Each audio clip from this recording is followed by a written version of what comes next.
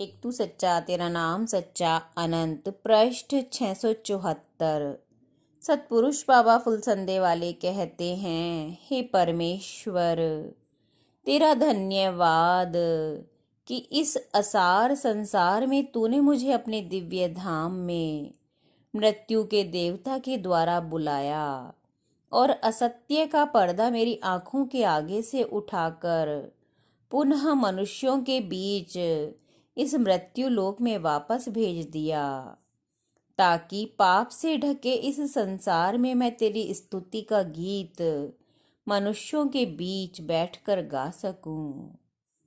हे देवपुत्रों, जीवन की क्षण भंगुरता, निराशा, करुणा और असारता, ये सब मैंने मन में हैं। जीवन और मृत्यु के बीच केवल एक ही क्षण का अंतर है।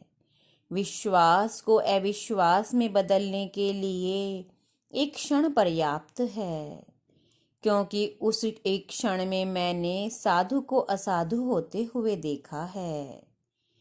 एक ही वह क्षण जब नास्तिक विश्वासी हो जाता है, संत हो जाता है, उस क्षण को तुम मस्तक पर धारण कर लो। वह क्षण ही जीवन की सार्थकता है। उस क्षण को पा लेना ही साधना है।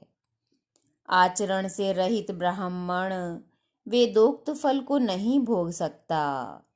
समस्त तपों का मूल जो आधार है, उसी को मुनियों ने ग्रहण किया है। परमेश्वर के मंत्र को नगर से बाहर जाके भावपूर्वक प्रतिदिन 1000 बार जपने से मनुष्य इस प्रकार इस तरह पाप से छूट जाता है, जैसे सर्प कांचली से छूट जाता है। मंत्र जप अरण्य में संभव ना हो तो घर पर ही करें। गुरु के चरण स्पर्श करने के बाद हाथ जोड़कर बैठा हुआ गुरु के मुंह से ज्ञान को सुने। इसे ब्रह्मांजलि कहा गया है। इंद्रियों की विषयों में प्रवृत्ति होने से मनुष्य दोषी होता है और उनको विषयों से रोकने से मोक्ष का भागी होता है।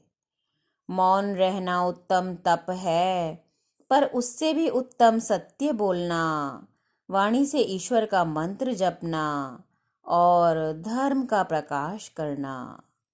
जो संध्या उपासना नहीं करता, वह ब्राह्मण भी शूद्र के समान है और निंदनीय है।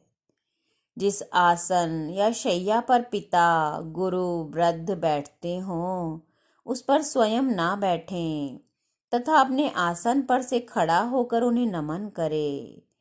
ब्रह्म का ज्ञान देने वाले गुरु से कभी द्रोह ना करें।